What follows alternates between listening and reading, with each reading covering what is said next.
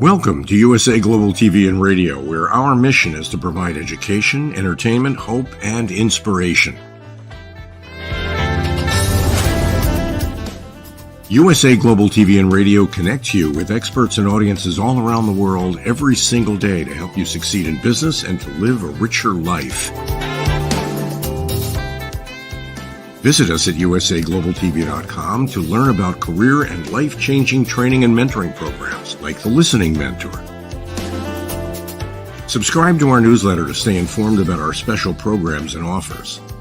Discover how you can become a guest on one of our shows or a host or producer of a USA Global TV and Radio show of your very own. That's USA Global TV and Radio, where the doctor is always in.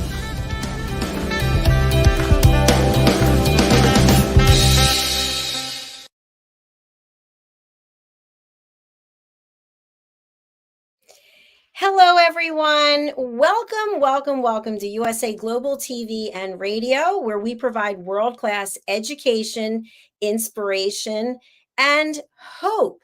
We continue to expand to various platforms across the world, and we're super grateful that you like the content that we are sharing. So a big thanks to all of our team members from around the world and to you, our loyal followers, whether you're watching or listening. We want to welcome our new audience on Instagram. Thank you so much for being here. Our show today is the Listening Mentor Show, and the star of our show is Caroline Heward. She is joining us from the United Kingdom. She is an expert in so many fields. She's helped people all across the world bust their stress. She has so many certifications, I don't even know where to begin. And she comes to this show prepared for whatever it is I'm going to throw at her. So today's topic is when different generations talk. Let's welcome Caroline Heward to the show. Hello. Hi. Are you ready? True. We did actually say, and I'm going to share this with our audience, behind the scenes backstage, just before we began, Dr. Jacalyn said, so how are you going to take this topic? I said, I don't know. I'm in your hands. Just throw whatever you've got at me. And that's where we are. So I have no idea what she's going to ask me. So be prepared to be amazed. Thank you, Caroline. You know, we have come together, and it's been a number of years now, where we are helping people learn how to listen at an elevated level. And that might be listening to their bodies. It might be listening to their intuition, but we provide real skills, tips, and techniques to help people become better listeners. So I want to thank you for taking this journey with me. You are the Harley Street stress expert. And as I mentioned, you have been helping people bust their stress for decades. Tell us a little bit more about how you actually help people, and then we're going to get into our topic for today. Thank you, Dr. Jacalyn. I help people break through the patterns that create their everyday stress, whether it's physical, emotional, mental, behavioral, whether it's a relationship that you're always complaining about, different person, different name, different time, but same thing that you're complaining about. And the common denominator is you. If you have regular pains, either low back pain, neck pain, knee pain, if you have a regular infection that comes up, there will be something that's bringing that up because our body talks to us. And I help you identify the root cause, and I use root cause therapy and chakra psychology to identify what's causing the problem that you are suffering with. And it's very, very quick. And it's very meaningful because it literally breaks down, when you go into awareness, it breaks down the patterns of what creates that particular symptom all of the time. And in doing that, emotions are released. And so then in awareness, you can heal and integrate what you didn't integrate initially. It's very, very powerful. And I love doing what I do, and I do what I love because I've actually solved a lot of my problems, including stress, anxiety, depression, and I love to help others solve the same kinds of problems. Thank you, Caroline. And I just want to share for those who don't know, my mother passed away about 6 months ago, and Caroline was super supportive and helpful during her journey with dementia. And then she ended up passing away from cancer, and Caroline was there for me, the true professional. So thank you for helping me get through many of those dark times. We have some comments from a follower on Facebook, Asif Khan. Hello, how are you? Thank you. How are you? Actually, we're doing very well. And we also have someone commenting on Instagram, Holistic Hemp Solutions. Hello, nice to have you with us. I know you're joining us for an interview later in the month. And this person writes, sending everyone so much love. Thank you. We appreciate that. All right, Caroline, let's get into our topic today. As you and I both know, we are advocates for setting boundaries and asking for permission before having an in-depth, deep conversation. So, Caroline, I have something I really want to share with you. It's going to take about 20 minutes. Is now a good time for me to share that with you? Right now, I'm preoccupied with a deadline. Let's catch up in half an hour's time, and I can give you all the time in the world. Well, Caroline, I want to talk to you right now. I'm really upset about what's going on, and I want to talk to you now. Unfortunately, I really don't have the space right now because I have to meet a deadline before the end of the day. And if I don't, I'm going to lose a potential client. I guess you don't care about me. This is the problem. This is always the problem. I absolutely love you. Oh, right. Love me. I've heard it all before. Fine. I'll talk to you in half an hour. You're not fine. And I'm going to be everything that I could possibly be for you in 30 minutes time. Please allow me this space just to sort out that other person that I promised my time for, and then I'll be with you. All right. Thank you. Sometimes it goes smoothly, sometimes it doesn't. Now let's throw in another factor. People from different generations having a conversation. So you and I are similar in age, although I am older. I will be 61 before you. So I will be 61 this month. But when we are dealing with someone in their 20s, maybe a teenager, maybe somebody in their 30s, they have experienced conversations in a different way. And they may not be someone like you or myself who actually spend a lot of time listening to people and working on our own skills. So what can you share with us as a certified therapist, some tips for when different generations are having an exchange of information?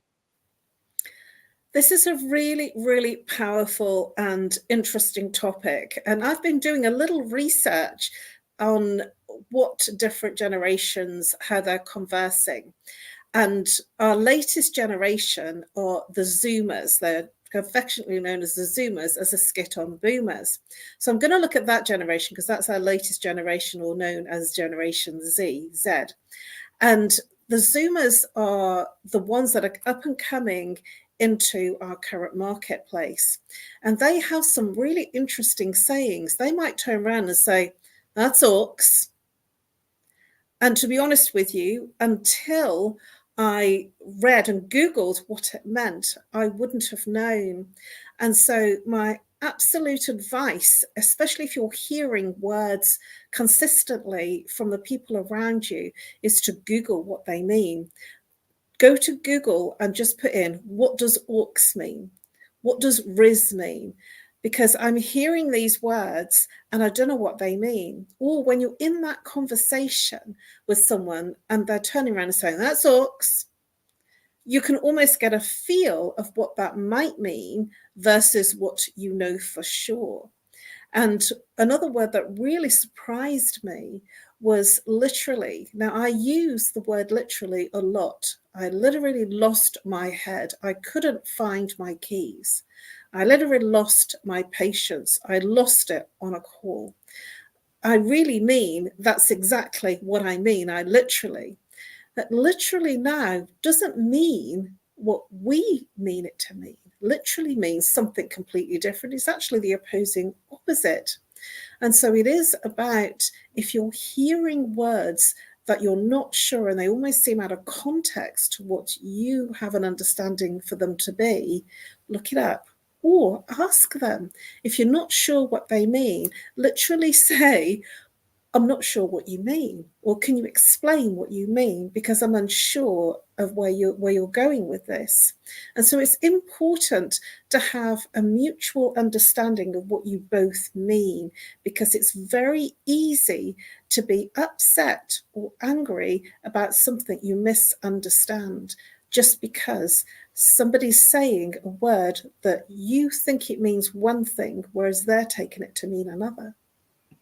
Excellent point. Thank you so much. So there has to be a base level of understanding. Now, a scenario that's been coming up for me on a regular basis was kind of an eye opener. I didn't even get to really get into it with you. I know I've mentioned something similar, but I teach fitness classes, and the fitness classes are different types and different generations of people. And one thing I've noticed with the younger generations is that in the middle of the class, they are scrolling through their Instagram. And when I first started teaching again, I was really offended because I thought it was very disrespectful, because I would never do that. I would never pull out while a teacher's talking and start scrolling through a phone. But I realized it had nothing to do with me. And in one class, a person actually called someone. They actually had a phone call with the loud music and the lights. They were on the phone with the person. And I just was kind of speechless, because it's not something that I really understood. I thought, well, if you're putting all of your energy into this workout, how could you even have the frame of mind to call someone? But I said, it's not my judgment. It's not my call. So I had to actually take a step back, remove myself, and say, the fact that this person is on Instagram or making phone calls during the class has nothing to do with me. Is that correct? Absolutely. The attention span of, and I hate to say this, but, I never thought I'd be saying the younger generation. I always Why do we get to be so old? It happens, but they will be saying it to their children. So, and I never thought I'd be the one that would be saying, oh, the younger generation, they don't understand. But it's true, because each generation has their way, their slang, their communication, and they'll always be, even though they've grown up with their parents, they will have their parents' way, and they will always do something different, because we do. And it's not about you, it's about the attention span. The younger generation, or the Zoomers, have a very, very low attention span. And so that's the millennials and the Zoomers. That's why TikTok and Instagram, the videos are very short. They're like sort of 30 seconds. And our generation, so the baby boomers, we keep replaying it because it's not enough for us. And so we're playing it like sort of 5 or 6 times to get what we need. But the younger generation, the millennials and the Zoomers, they're actually 30 seconds is enough. And then they're off to do something else. That's all they need. And so a lot of the Zoomers are finding Facebook too long. The posts are too long. They're for the older generation, like us, the ones that want to give a lot of detail. And that's why Instagram and TikTok are so fast. They're so short. I'm sure they'll probably love the fact that the items, the posts are so small that they can consume it quicker. And so if they're in an hour class, they'll probably find their attention span being bored. They'll want to flick to something else because there's a level of boredom. I love that perspective. Thank you so much. Something that's really coming up for me, and I know I've shared this with you before, but when I was in corporate, I retired in 2020, and typically my boss, my supervisor, my manager was always older. And then at a certain point, they started becoming younger, and the clients started becoming younger. And I remember I went out to this major consumer products company in New York, and the person who was the decision maker, he told me he was 25. And it's kind of like, wow, you're 25. Of course, no judgment, but even the exchange as a sales rep calling on somebody in a position of power, even that exchange is different than it would be if it were two people who were both boomers. And so what I learned from my management, who was younger, was that I was using too many words. So my sentences were too long. And you're extremely well educated, so many certifications. I've got my master's and doctorate, and I'm used to speaking in long sentences because doing a dissertation, it's a certain number of words. And I was told that when I speak or when I write, it has to fit into a Twitter feed, which I wasn't even on Twitter. So I was thinking, wow, I don't even know if it's 122, 128 characters or something. And I would get called out on that all the time during reviews. You're saying too many words. And I'm thinking, I was taught that this is how you're supposed to communicate. So I don't know how things are today, but I would imagine that if you and I are used to speaking a certain way with so many sentences or giving the backstory, and the younger generations want it as short and sweet as possible, that right there is a big gap. Absolutely. I saw one where it says TBH. To be honest is what it means, but they will shorten it to TBH.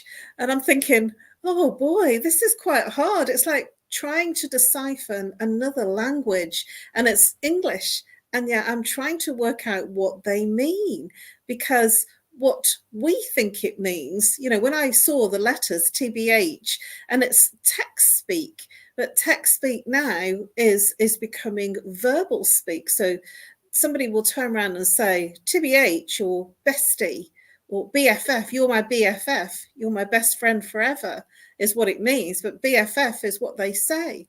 Fam is family and friends. I mean, it's like sort of talking to somebody that they're speaking an entirely different language. And yet in every generation, there will be this mismatch of communication.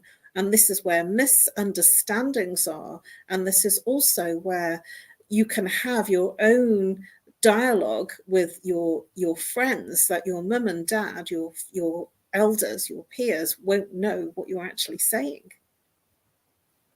So in alignment with that, something I'd like to touch on is when I was growing up, there were certain unspoken rules in the household. And I'll give you an example. I would never go through my parents' mail. I would never go through their wallet. To this day, if you have your purse here, your phone starts ringing, I'm not going to look at your phone. But that's not how it is in all the generations, and that's not how it is in all the homes. So my point is, how do we as a global community with all these different generations, how do we come together when we are all speaking differently and we're all listening differently? You and I could go on for an hour and you would be listening. You would not interrupt me once. You would be, and I would be the same for you. But we could sit down with someone else and continuously have them interrupt us while we're talking. So how do we come together and get along? It's understanding. It's to understand what each generation requires, what each generation needs. I mean, a lot of the younger people, they don't like to go to work early because they spend an hour scrolling through their social media. And then when they arrive, they're still scrolling through their social media, and then they'll take a break to scroll through their social media because that they're glued to their phones, because this is how they were brought up. And whereas you and I, we were born of a different generation that we've had to adapt. So we're really easily adapting, whereas the people that were born as a millennial and the Zoomers, they're attached to their phones because they've always had it. Whereas we can adapt, we can leave it or bring it in. And the thing that I would say is to have an appreciation, an understanding, and to set some ground rules as what's okay within a working environment or a friendship environment and what's not okay, and to have an agreement of what feels okay and what isn't okay when you're meeting up, whether it's social, whether it's family, and whether it's work. I love that. So it starts off with the communication. It starts off with expectations, setting boundaries, and then finding a way to come together. And I know for myself, I've always been sort of just so respectful about how different cultures, when people get older, they're revered. as opposed to other cultures where it's like, oh, he's old, she's old, they don't know anything anymore, just ignore them. And now I also feel that I really want to learn from young people as well, because I love their energy. I love the fact that they have different perspectives. So I know that other people feel the same way. We can learn from people who are older and people who are younger. We have people in relationships with all different ages. It could be she's older, he's older, they, whatever the case might be. There's always something to be learned. And at the same time, it's about setting those boundaries. So for people to set boundaries, sometimes that can be a challenge in and of itself because we're afraid. If I say to you, I've got 10 minutes and you know you need 20 minutes, and like we did that role play, you know, you could be highly offended and that could impact our relationship. And at the same time, if I don't ask for what I want, I might resent you because I can't do something else I need to do because now I'm here listening to you. So how do we manage that tightrope? With extreme courtesy and compassion. Whenever I call my financial guy, who's extremely all the screens because he's trading, and he picks up my call, I know because I can hear that he's actually not available. And I always say, is it a good time to speak? Because I can actually feel it's not a good time. And he will say something like, no, it's not a good time. I've got 2 minutes. And if he's only got 2 minutes, I will say, okay, when is a good time to call back? Or, okay, I just have this question, and just go straight to the point. So it is important to find out what their availability in terms of speaking to you, because one of the things that the baby boomers do is that they will be picking up the phone, whereas somebody that's a millennial or a Zoomer, they're not picking up the phone in the same way. And so it's important to know that people won't pick up your call if they're busy. And it's also important to be respectful. If somebody says, I have 5 minutes, to do your very best to stay within that time frame. And if you can't, and it becomes more complicated, be respectful and turn around and say, I realize this is now over your time limit. Should we continue this another time? I love that you just said that. I think that is such an important point. If you ask for permission and the other person sets a boundary, I have 2 minutes right now, and you decide to go over the 2 minutes, okay, you're the stockbroker, you're the trader, and I call you on the phone and you say, I've got 2 minutes for you. And now I'm on 5 minutes. What are you thinking to yourself, Caroline, as I'm continuing to talk over 2 minutes? Well, if I'm the trader, then I'm getting very frustrated. If I'm the one in the trader's position, and he's watching screens, and he's got, he's like sort of intensity because it's during the working trading day, and I know that it's wrong, and so I'm very, very careful. But if I'm in my place and I've got to get a question answered, I will sometimes say, I tell you what, I'll email you. Yeah, that's good, because then you get the attention that you want, especially if you think about it. If you're calling up about something that's financially related, you want the other person to be able to focus on what it is that you're asking. That's not just a cursory question that you're throwing out there. That's something that could have a lot of implications. Something else that's been coming up for me recently, I don't even know when it started. I think it started with younger people, but texting someone and you write something you feel is significant. You've put some information there. Maybe there's a question, there's a call to action, and you get a little thumbs up or a heart, and that's it. There's nothing else. And you're like, is there I don't know. What is the answer? Did you actually read what I wrote? What does that mean? I do that sometimes. I will read something, not have the time to respond. And so I will put a heart saying, I love that. And then I'll go back to it when I have time. And it might just be that the person they've got to think about it, or they haven't got the moment to actually fully respond. And I think that if they put a thumbs up or a heart, it might be their way of saying, I acknowledge your text. I acknowledge your message, and I acknowledge what you're asking.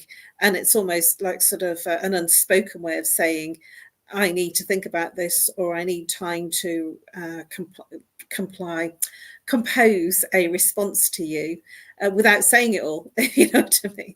So I certainly have used a heart to acknowledge. I don't like using the thumbs up. I usually use a heart, and it's an acknowledgement. And you know, I want to just comment on that. I've done the same thing on Messenger, for example, and I don't know outside the United States. I imagine it's WhatsApp, but here we actually have a texting app. And so if you're texting someone in the States, that's where first started coming up for me. It wasn't on Messenger really, but if you're texting someone that you have a close relationship with and you're used to having some kind of communication, it used to be you were talking on the phone, we were getting together, the pandemic, and then you went to texting, and all of a sudden there was no more reciprocation. There was just a thumbs up. The first thing that I thought was, what is going on with this person that all of a sudden they're not communicating? But I reached out and said, I'm not understanding why you sent a thumbs up and didn't actually answer. Well, I needed more time to think about it. Okay, well, could you have just written that? I mean, how long does that take to write? You can use voice to text. Hello, I need to think about it. I actually type everything. In fact, one of my friends turned around and she said that she's learning a lot about grammar from me because I'm very fastidious about it. I didn't think I was. It was one of my things, you know, when I was at school. And she actually made a comment saying that she was never very good at grammar, and she's learning a lot from me in terms of my English. My grammar was always very precise, and I've had a lot of feedback from friends saying, you will never write shorthand, you always write it in full. And I believe that that's just the way that I've communicated, and I haven't changed that by text, by messenger. I've always been the same, and I believe that that's part of the culture that I was brought up in, and the way that I was brought up as a baby boomer, bearing in mind that I was the last of the baby boomers, 1964. And so there is conversation that the baby boomers that were born in the latter part are not like the early part of the baby boomers, because they had to suffer and ration, and they were straight after the war. And so I remember my mum being in the space of saying things like, you must finish everything on your plate, you mustn't leave anything, because she came from a time where the food was rationed. And when I was born, it was a case of, you don't know how lucky you are. So I don't believe that my beliefs are the same as my mum's in that respect. And she was born obviously 21 years before I was.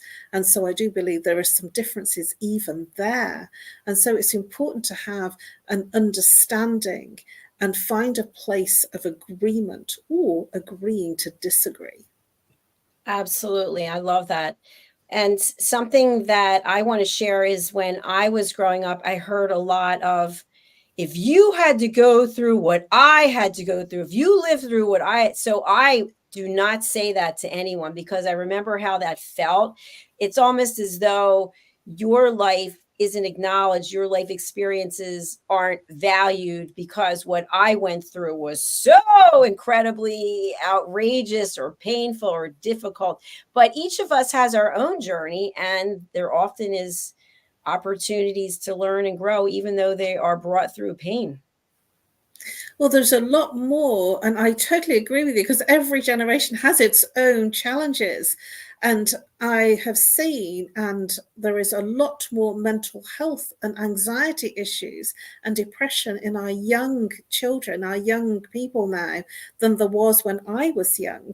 And I do believe that's related to social media and the expectation that it places upon you to be always at your best, and always be posting and always be seen. Whereas when I was growing up, that just wasn't the case. You could be children, and if you fell in the mud or got dirty, or you know, your hair was not quite right, your makeup was not quite right, then it didn't matter. And so we were children for much longer. I do believe it's a challenge for our children growing up in the social media aspect, because there's so much more on show. And also if there's bullying, for instance, which there always was when I was at school, and I don't think that tradition has stopped. Children will bully other children. That just is, the thing that they do, because they don't want to be different and they don't want to be singled out. It doesn't just stay in the playground or at school in the classroom. It actually goes when they go home into their bedroom, and when they're sleeping, they can get messages. So there is a high level of anxiety for our young people now than what there ever was when we were growing up. And I do believe we have a mental health pandemic and anxiety and depression in our young people than we ever had or experienced in the other generations. Yes, I agree with you. Excellent points. I was reading somewhere last night that the youngest generation, Z, the Zoomers, that they've had the most exposure to radiation through their phones, because they've had their phones for most of their life. And something else I wanted to share, I mentioned this yesterday, I think on A Woman's Prerogative. I was teaching an exercise class, and a woman came up to me afterwards and said, when I saw you and I saw that you were teaching this class, I thought, oh, this is not going to be good. It is not going to work out well for me. This person is not going to be able to deliver. And she said, I really judged you because I didn't think that you would have what it would take to give me a good workout. She said, but you turned out to be a beast. And so I reflect on that, and I bring it up because I was thinking to myself, what was it that she thought about me? Because she was much younger than I was. But how often do we do that? We look at someone, and what should an instructor look like? I don't know. Is there a certain type of instructor that you go, wow, do you have to have like huge biceps? I mean, should I walk around like this? Hello, I'm going to give you a great workout. So it's interesting because she realized that she had judged me. And I think that whole judgment area is also a big opportunity for growth, because if I'm consistently judging someone based on their age and they're judging me based on age, then that's a missed opportunity to learn from each other. Well, this is where I totally agree with you, because we're judging a book by its cover. We're saying, well, if you're this age, then you're not going to be speaking my language. You're not going to understand me. And what's really powerful for me, and I do believe it's about your energy and your ability to interact and adapt to change. And I've always adapted to change, as you are adapting to change in this recent time. And I feel that it's your energy, and I tend to attract people, men and women, into my life that are much younger, that are kind of in their early 30s, late 20s, early 30s, mid 30s. And so this is the millennial generation. And I'm also struggling with the fact that sometimes they will say certain things or be a certain way, and I'm checking in to say, well, what do they mean by that? And so I'm learning because I'm experiencing it, and I want to know, and I believe it's because I'm interested, and I'm not being old, and I'm much more wider in the space of being more adaptable. And it is about your energy, not about your age. Age is just a number. And also the other thing about that is neither you or I actually really look our age. And when I tell people how old I am, they're always very surprised, because I don't look it, I don't act it, and I certainly dance, sort of as if I'm nowhere near my age. And there's been so many comments about that, and I'm very proud of the fact of my age, because I also have wisdom, and that's something that the millennials and the Zoomers are interested in, because they want to learn that they need it in a quick space of time. So to summarize, as a boomer, in order to be able to communicate effectively with a younger generation, we need to be able to be more articulate and quicker in the delivery of our information. Yeah. Like you, I've been quoted as being very verbose, but that was the way that we were brought up. And I didn't really think anything of it. I was certainly great in PR when I was in PR, because they love the long story, because that's how PR is. I mean, in marketing, they just wanted you to get to the point. So it was short, concise, to the point. When you're looking at a headline, you know, it's a marketing job. When you're looking at a story, it's a PR job. So that's where you get more words, more verbiage. But the younger generation, the millennials and the Zoomers, they want short, to the point, and concise. They're not interested in stories. And if you do have a story, they'll want it quick. They want to know, what's the point of this? Where are you going? It's almost like you need to give them the end before you give them the why. Something that I will do, and I found this especially in conversations I've had with men over the years, is if you're asked a question, if I'm asked a question, I'll give the answer and then I'll go into the story, because I love to tell a story. I feel like storytelling it's an art. And I remember when I was going for my certification as a life and career coach, that was part of the whole process. You need to listen. Listening is huge, right? You don't provide solutions, but you have to be able to talk in analogies and being able to tell a good, clear story relating your own personal experience so that somebody could identify with that. Of course, after you ask for permission. So to me, when I don't get a story, sometimes I'm disappointed, because I want to hear, give me the juicy details behind the scenes of what was really going on. But again, I think it comes to setting boundaries and setting expectations. I so agree with that, because it is, you know, I'm very much a storyteller and I learn really quickly with stories. And I want to share one very quick story of how I learnt the elements of the compass. Never eat shredded wheat. I've never forgotten it. It was my geography teacher that taught me that. And to remember, north, never; east, eat; shredded, south; wheat, west. And I've never forgotten it. It's just been something that's always been with me. Now, that's a story. And actually, it's quick, to the point, and I've never forgotten it. That's a good one. I've never heard that before. I love Haven't that. you? Oh, Never eat shredded wheat. That's it. Love it. I love that acronym. Fantastic. Caroline, can you believe we are at the end of our show already? It just flies by. It just starts and then it's already over. So thank you for having that bat up and being ready to hit those questions out of the ballpark. What are some of the services that you can provide, and how can people take advantage of that, especially the Zoom sessions that you offer, whether it's video, audio? You are able to work with people in the way that works for them. Thank you. Yes, I offer a free 15-minute Zoom or Skype or audio or phone consultation, especially if you're feeling very reserved in terms of video, then audio, messenger, or phone call or WhatsApp. I offer a free consultation in order to look at one symptom, to break through the root cause of that one symptom.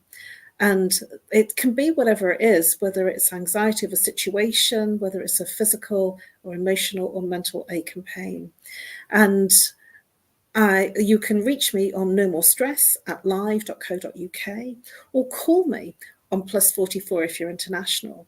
If you're local, 07523 120 189. Now, if you're not sure what it is that you want help with, and you're feeling stressed and you're really not sure, and you're saying to yourself you're not stressed, but then you have a physical ache and pain, or you're complaining about a relationship, or you're complaining about something that's going on, that will be your stress. If you have a physical pain manifests in the body. So the mind and body is connected, and we've forgotten what the communication is. So I help people recognize the patterns that are creating their stress, so they don't keep recreating the patterns that are creating their stress. And you can reach out to me anytime, because I'm global and I'm working online. And at the same time, you will feel I know, incredibly relaxed and have a wonderful sleep after your consultation.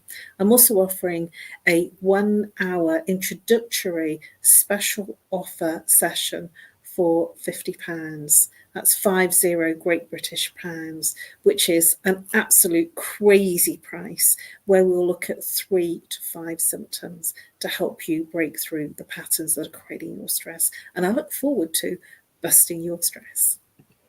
She's gone crazy, folks. I can't believe it. Take advantage of this offer. As I mentioned, Caroline has helped me numerous times, many times over the years, and she's an expert at what she does. So please do reach out to her for our audio only friends. Please email nomorestress, nomorestress at live.co.uk, or call +44 0 7523 120 189. Caroline, it's an absolute pleasure. Thank you for being here, and look forward to touching base with you later in the week. It's been wonderful. Thank you so much, viewers. Bye-bye. Thank you. Bye.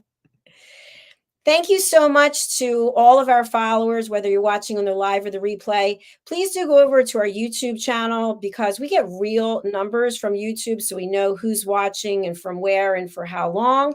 Our YouTube channel is USA Global TV and Radio. We also have expanded onto Roku, and our channel is USA Global TV and Radio. What a surprise. Keep the branding the same. If you'd like to be a guest on any of our shows, please go to our website, which is, surprise, usaglobaltvandradio.com. Book your session. We look forward to having you as a guest on a future show. And if you have any topics that you find of interest that you'd like us to cover in any one of our shows, we've got 42 different shows. Please contact us on the website. Thank you so much. We're going to turn it over to our sponsors. We look forward to seeing you for another show. Bye for now. Hi, my name is Zane Carson Carew, and I'm the author of this book, The World's First Tooth Fairy Ever.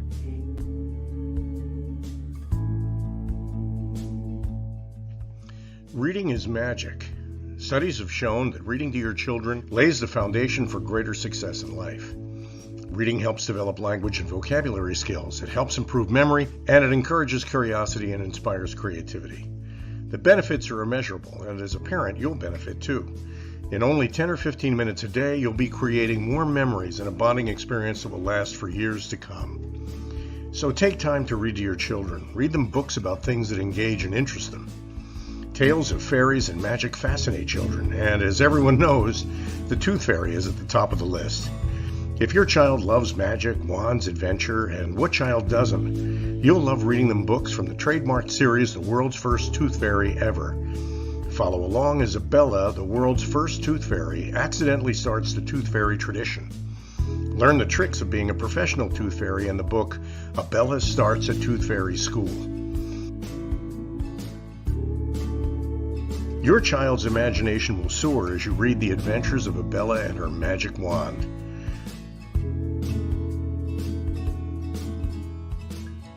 These wonderful books are available at worldsfirsttoothfairy.com. and at Amazon, Barnes & Noble, and Walmart.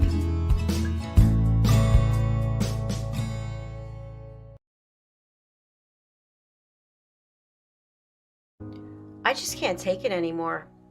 I am so tired. I am so frustrated and burnt out. Why won't anyone listen to what I have to say? Yet I look on social media and everybody's smiling and having a great time. Meanwhile, I feel totally alone with my world rushing by. Guess what? Great news. You have a choice. You can change the dynamic by learning how to listen at an elevated level yourself through the power of listening educational courses. Can you imagine from where you are today to having a life overflowing with abundance? It's possible. Learn how to listen at an elevated level. You'll have deeper connections, better relationships, and more authentic conversations. Start today. Go to usaglobaltv.com, education, and learn how to listen.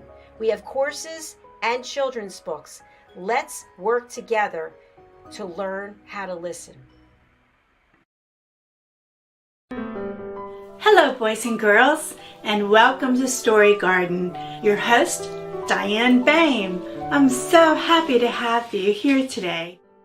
Diane Floyd Boehm tells wonderful stories that warm the heart, spark the imagination, and unite people and families across generations. For children, Diane's Harry the Camel connects with all of us who've ever wondered how different our lives might have been if only we'd been born something better, like a wonderful horse instead of an ordinary camel. In the end, we all learn along with Harry that there's nothing better than just being yourself.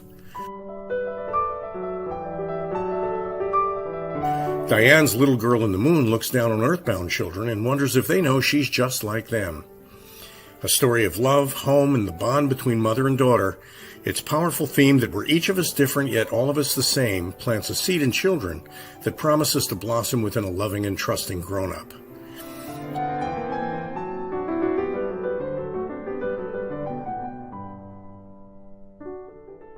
Diane's new biography, Rise, recounts the experiences of her grandmother, Ruby, to reveal the hidden strength of the human spirit. Ruby's story inspires all of us to become the best versions of ourselves. You'll find all of Diane's delightful books and much more at dianefloydboehm.com.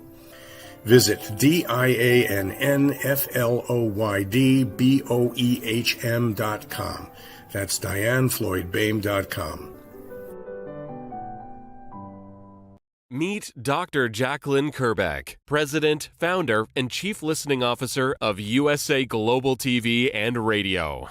She is a certified life, career, and executive coach. Dr. Jacalyn is the Amazon #1 best-selling author of Behind the Green Screen and Adversity to Awesome.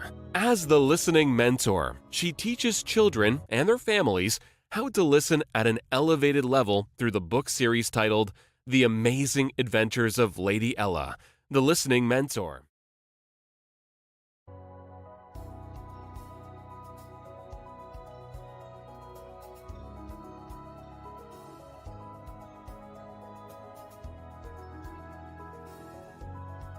The Creative Hearts Awakening book series features heart-centric creatives who share their awakening journey. Through the Power of Listening educational course platform, people can get certified as elevated listeners on USA Global TV and Radio. Learn how to center yourself and align with nature through the power of nature, plants, and shrines.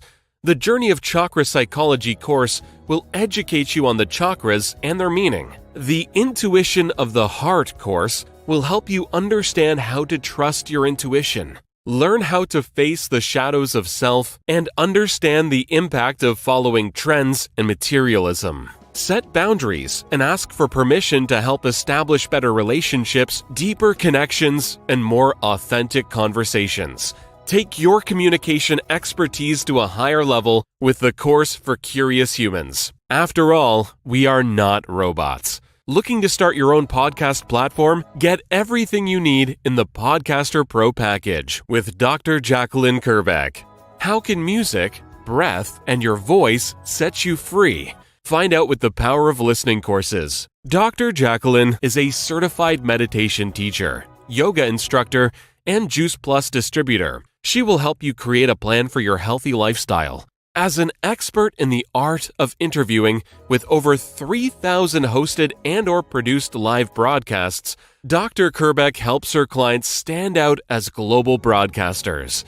Dr. Kerbeck's books are available on Amazon. Start your listening journey by reading. Tune into the Listening Mentor TV show, Fridays on USA Global TV, and learn how listening can be your superpower. Dr. Jacalyn Kerbeck, MBA, DBA, Certified Holistic Life, Career, and Executive Coach, Certified Yoga Sculpt Teacher, Certified Meditation Teacher, The Listening Mentor, Singer-Songwriter, Founder, President, Chief Listening Officer of USA Global TV and Radio. drjacalyn.com. Thank you to all our elevated listeners, team members, animal characters, and co-authors. Contact us at 215-852-9406. Jacalyn at drjacalyn.com.